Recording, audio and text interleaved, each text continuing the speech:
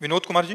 राधे राधे गुरु। गुरुदेव, मैं जीवन में एक ऐसे पड़ाव पर हूं जहां मुझे लगता है कि मुझे रुक जाना चाहिए और अपनी आंतरिक शांति को प्राथमिकता देनी चाहिए, लेकिन मेरे प्रियजन और परिवार के सदस्य चाहते हैं कि मैं जीवन में व्यस्त गति से जो चल रहा था वो जारी रखूं। हालांकि ये प्रश्न मेरे मन में बहुत परेशान कर रहा है महाराज जी, मैं कैसे संतुलन बनाऊं? नहीं, उसमें क्या देखना है कि आप जो कर्तव्य कर्म कर रहे हैं वो अधर्म युक्त तो नहीं है। नहीं। बस वो कर्तव्य कर्म कीजिए जिससे धन की प्राप्ति हो और परिवार का पोषण हो, और नाम जप कीजिए जिससे अध्यात्म पुष्ट हो और परम शांति मिले। दोनों काम हो जाएंगे। तो जो कर्तव्य कर्म पाप युक्त होता है उस पर विचार करने योग्य होता है, उसे त्याज्य होता है, उसे त्यागना चाहिए।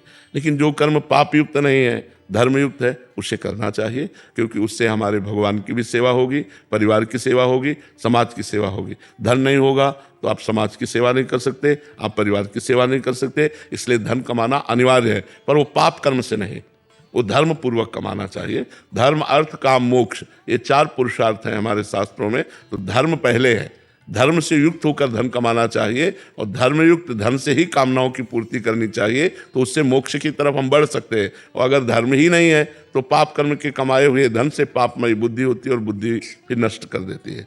तो इसलिए जो कार्य कर रहे हो करना चाहिए और बढ़ो उस कार्य में, और उस कार्य के द्वारा कमाए हुए धन से परिवार की सेवा करो, और बन जाए तो कुछ रुपए निकाल कर पुण्य कार्य में दे दो। जैसे गौ सेवा में है, जहाँ बीमारों को औषधि दी जाती है, ऐसी जगह कहीं संत महात्मा जहाँ जैसा भाव बने कुछ वो धर्म कार्य में कर देना चाहिए, और नाम जप करो। जैसे गुरुजी कोई परिवार का सदस्य भी धन का लाभ लेना चाहे तो दे सकते हैं? हाँ, बिल्कुल दे सकते हैं, बिल्कुल दे सकते हैं। और बार बार वो यही चीज अपनाए?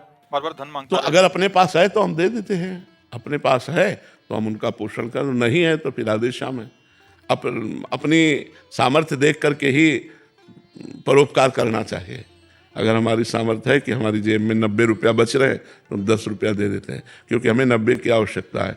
हमको व्यापार में लगाना है, हमें अपने शरीर का पोषण करना है, अपने शरीर संबंधियों का पोषण करना है, तो हम 10 परोपकार में दे देते हैं।